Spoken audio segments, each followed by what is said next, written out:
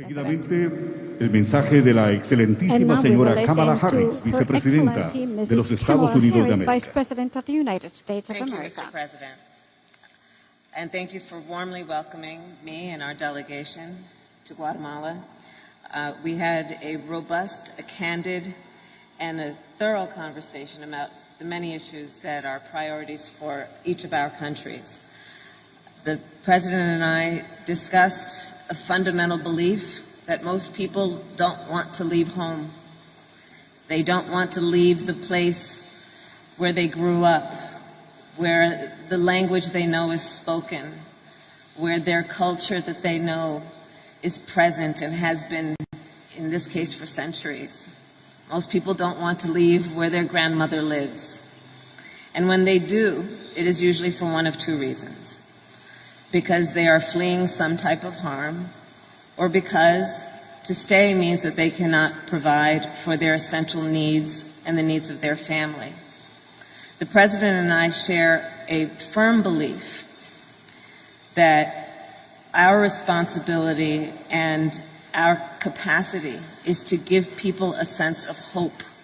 We talked extensively about this through the many conversations we have had, including today. The power of hope, the ability that each of our governments has to give people a sense that help is on the way, to let them know that they are seen, that they are heard, that we see their capacity, but we also understand their challenges and their need for support and the resources that any human being needs to be able to survive, much less thrive. So that was fundamentally the spirit behind the conversation that we had. And as I mentioned, Mr. President, I believe that our world is interconnected and interdependent, and certainly the most recent issues that have plagued our globe, including the pandemic, have made that point clear. Our world is interconnected and interdependent, and therefore what happens abroad is of priority to the United States of America. And that is why I am in Guatemala today. And that is why President Joe Biden will travel to Europe later this week. We are renewing our relationships around the globe and our presence around the world. In fact, just last week I shared with the President that the United States will provide, as a first donation, 500,000 vaccines to Guatemala. Again, understanding the interdependence, the connection between us, and the importance of looking out for and prioritizing the needs of one's neighbor. I am proud to report that the agreements between President Giammattei and I have made today will strengthen the security and the prosperity for both the people of Guatemala and the people of the United States. And before we get to the questions, I just want to highlight several of those agreements. First, on the issue of security, is probably one of the highest priorities for each of our nations. The President and I agreed to continue our work to manage migration at Guatemala's northern and southern borders. We also discussed illicit drugs that are being smuggled and humans who are being trafficked across those borders, undermining the security of both the people of Guatemala and the people of the United States. Our nations have collaborated on these issues, and we will create a smuggling and human trafficking task force, which will work with local law enforcement to stop these crimes. And I have personally worked on these cases in my career and can say that when we see some of the most vulnerable in our communities being taken advantage of, being sold for profit, being abused, it should be a priority for all of us who care about the human condition and humanity.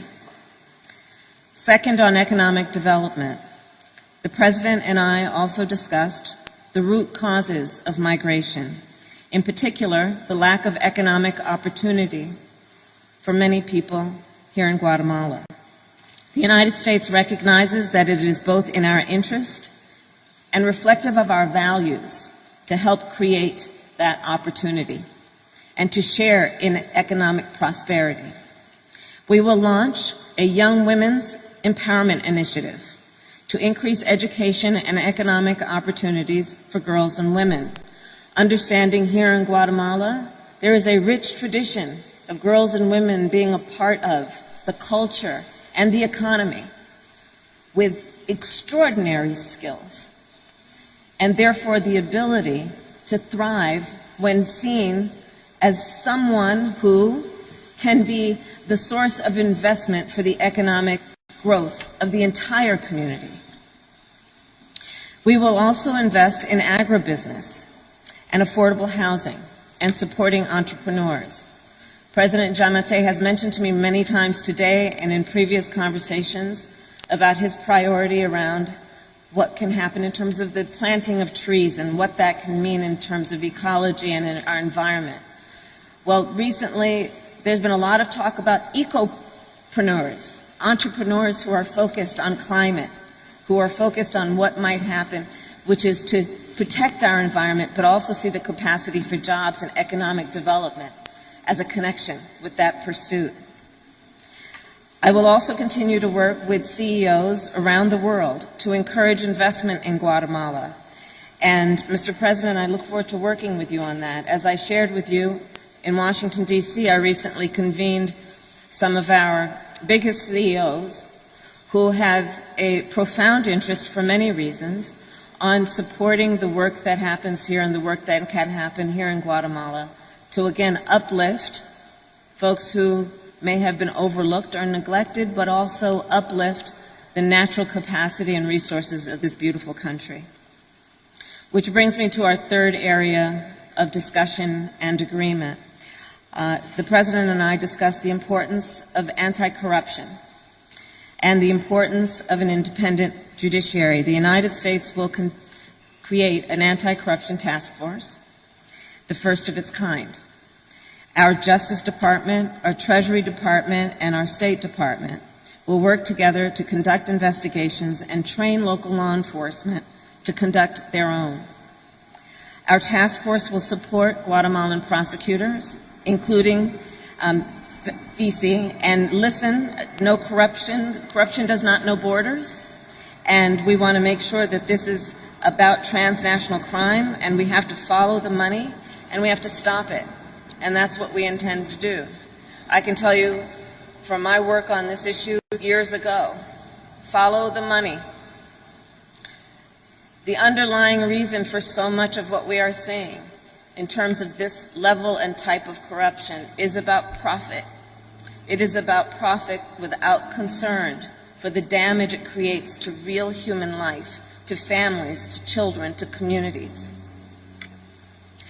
And I want to emphasize that the goal of our work is to help Guatemalans find hope at home.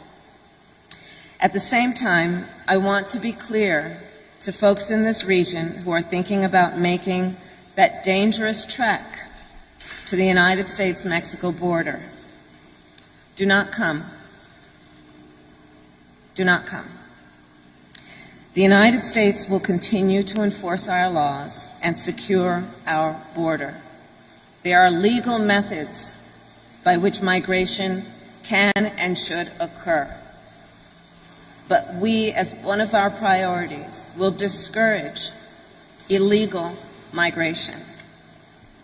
And I believe if you come to our border, you will be turned back. So let's discourage our friends, our neighbors, our family members from embarking on what is otherwise an extremely dangerous journey, where in large part the only people who benefit are coyotes. And let us do our work together, Mr. President, again, with our mutual commitment of knowing that hope is on the way. And I believe the actions we take together will improve the lives of Guatemalans. And as I meet with Guatemalan community members and leaders throughout this day, I will speak with them on what more can be done. Again, Mr. President, I want to thank you for such a productive conversation, for your role of leadership, and for the work we have yet to do together. Thank you. A continuación, dejamos el espacio de preguntas y respuestas. And now Para we este leave efecto, la room señora for questions Simon and answers Sanders of Ms. y la Hillary secretaria de Sanders Comunicación and Social the de la Secretary of Presidencia, Social Communication of the Patricia Guatemalan Letona, President, darán la Patricia palabra a Letona, los medios de will comunicación give the que floor nos to the acompañan. media who are with us.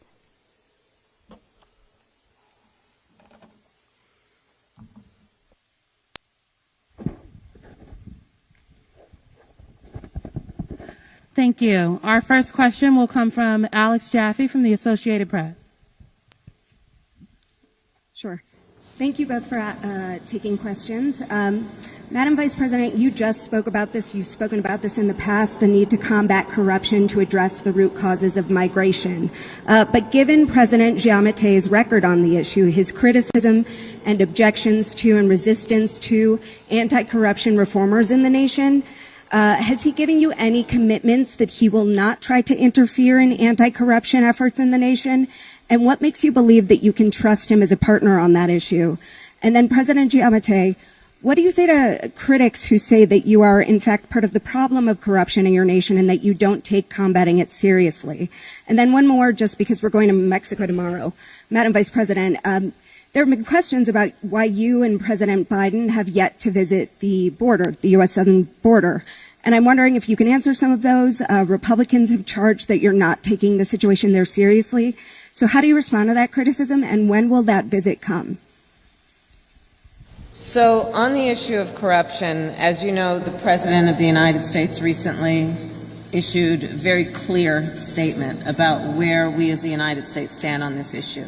It was unambiguous that we will look to root out corruption wherever it exists because we know it is not in the best interest of a democracy. The President speaks, the United States President Joe Biden speaks a lot about this, and actually President Giamate and I spoke about that today. If we are truly to have and fight for democracies, especially in a world where increasingly they are under attack, one essential ingredient of our priorities must be to fight corruption. It erodes the confidence that people have in their government and its leaders. It compromises the ability of any country to maximize its natural resources to help and support its citizenry.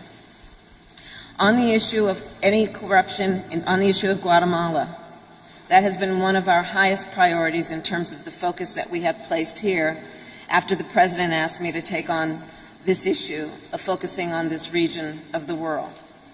And the work we are doing in furtherance then of that priority is the work of, again, creating an anti-corruption task force, bringing a renewed effort on behalf of the United States Department of Justice, the United States Treasury Department, the United States State Department, to work collaboratively to identify, to support investigations, and ultimately to support prosecutions and consequences for those who would endeavor to engage in corrupt behaviors.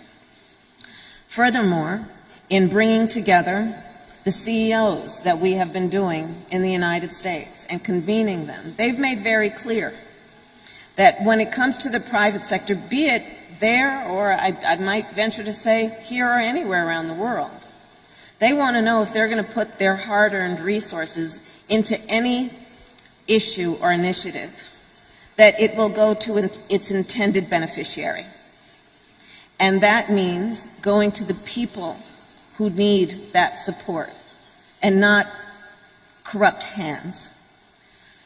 There are many reasons why this is one of our highest priorities, which I think the people of Guatemala know well, and the people of the United States understand well. If we are to be effective, if we are to be true to our principles, we must root out corruption wherever it exists, and that is one of our highest priorities for that reason. On the issue of Republicans' political attacks or criticism or even concerns, the reason I am here in Guatemala as my first trip as Vice President of the United States is because this is one of our highest priorities, and I came here to be here on the ground to speak with the leader of this nation around what we can do in a way that is significant, is tangible, and has real results. And I will continue to be focused on that kind of work as opposed to grand gestures. Our next question will come from Ed O'Keefe from CBS. Madam Vice President, good to see you. I know corruption has been a big focus of your work on this issue in recent months. You talked a little bit about it. I'm curious, more specifically, do you consider the governments of El Salvador, Guatemala, Honduras, Mexico, or any other in this region to be corrupt? And you just told people in this region, quote, do not come. Do not come. Would it be fair to perceive the Biden administration's work on stemming illegal immigration to be a failure if, because they're so desperate, they still keep coming? And I'm curious, as you stand here in this room, throw one more at you, if you could reflect on the history that you're making today. You're the first American female vice president to represent the country outside the country in a region of the world where there aren't many senior female leaders. Y señor presidente, mi compañera lo preguntó.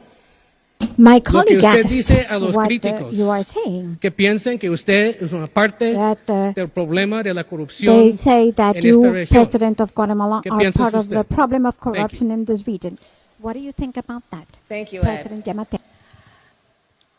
So, on the issue of corruption, the conversation that I had with President Giammattei today was very frank and very candid, and I think this is a quality that he and I appreciate in each other. We don't have time for glossing over concerns that we have.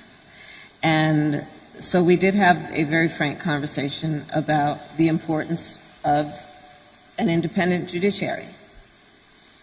We had a conversation about the importance of a strong civil society. I expressed concerns about those issues, including what is the potential here for tax reform, something like tax reform, which is very much connected with a lot of the concerns that we have. And so we had a candid conversation as it relates to those concerns. And I do believe that with the work that we are doing, some of it which is new, there have been many attempts at collaboration between the United States and this region of the world over many years, as you know. Some have worked, some have not. There are aspects of what we are doing now that are new and also are based on this new era. Again, where there's, I think, a greater appreciation for the interdependence and the interconnection. And so we are creating this task force to address corruption. We are working on a task force that is about human smuggling.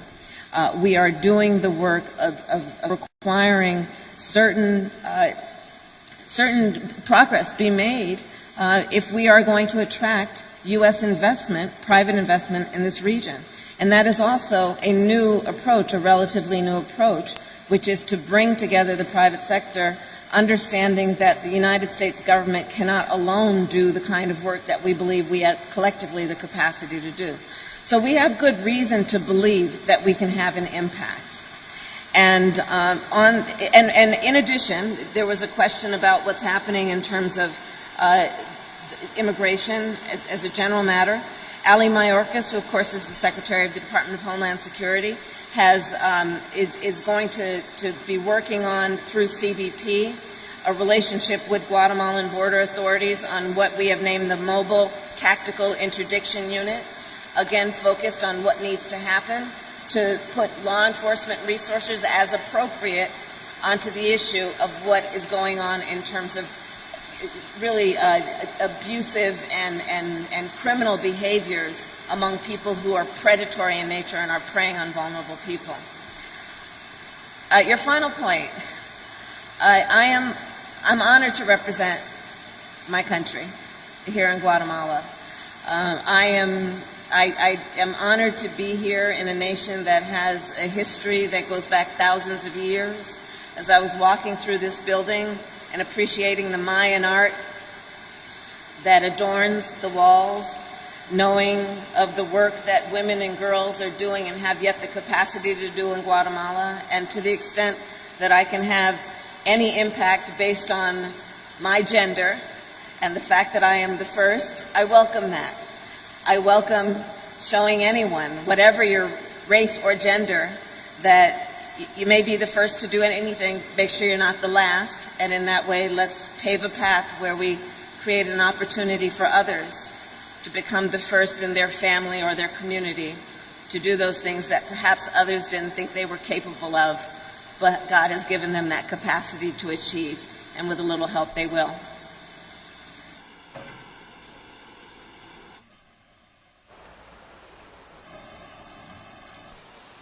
Las redes sociales, más que información, More llevan than desinformación. information, the social quisiera networks devolver la carry pregunta a usted. misinformation. I would like to ¿De turn cuántos this casos de question corrupción back to he you. sido señalado? Of how Y many le puedo dar cases la of corruption respuesta. have I been accused? Cero. I can give you the answer to that. Nosotros estamos en Zero. una franca We lucha contra la are in an corrupción. honest fight against Pero la corruption. corrupción entendiéndose But corruption como understood as un acto que es an action multidimensional. which is La corrupción no multidimensional. solo es de los Corruption políticos. is not only of La corrupción politicians. también pasa por Corruption algunas personas also que obtienen involves dinero del extranjero individuals who para obtain venir a money hacer cosas from aquí other y countries no se to sabe come ni do siquiera things quién se los here, mandó and y we para do qué not se está know utilizando. who sent it to La them and what corrupción it is being used for. Es Corruption también is de also aquellas personas in que those cuando los para un persons policía who, le when they ofrecen are stopped una by mordida, a como police decimos aquí. agent, they Y offer a contra todos bribe. esos hemos venido analizando cómo enfrentarlos desde antes de la asunción y hoy lo estamos implementando con una comisión presidencial que nos cuenta las costillas a nosotros, en donde hay rendición de cuentas, en donde por primera vez en la historia del país,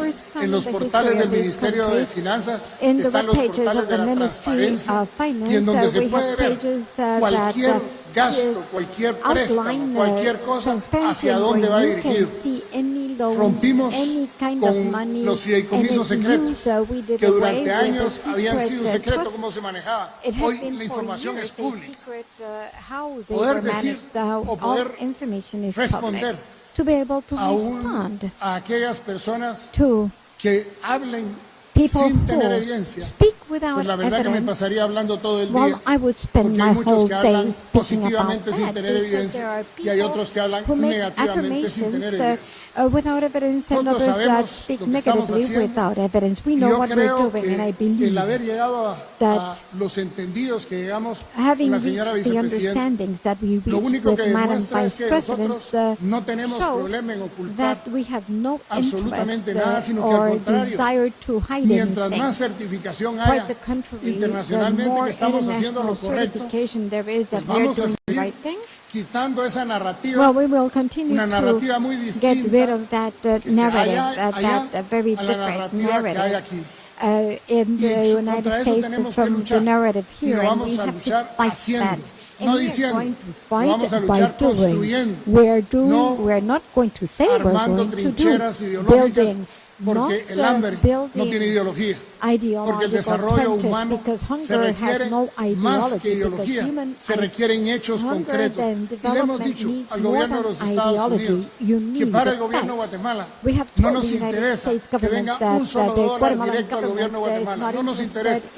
Lo que nos interesa sí es que trabajemos en políticas públicas que trasladen esos recursos de una manera efectiva, significativa y sin costos intermediarios para que le llegue a las comunidades en donde podemos ejercer esos cambios en la forma de vivir, esos cambios en la forma de producir y ayudarlos con nuestras instituciones a la búsqueda de mercados para que ellos puedan salir adelante. Con respecto a la comisión, a la fiscalía, que era parte de lo que, según entendí, su antecesora preguntó. En este país existe independencia, existe independencia judicial, y ahí nosotros no nos hemos metido. En cómo maneje el Ministerio Público, la fiscal general, es un problema de la fiscal general. El cómo maneje a los tribunales la Corte Suprema de Justicia es un problema de la Corte Suprema de Justicia. El cómo maneje el Ejecutivo los recursos es un problema nuestro.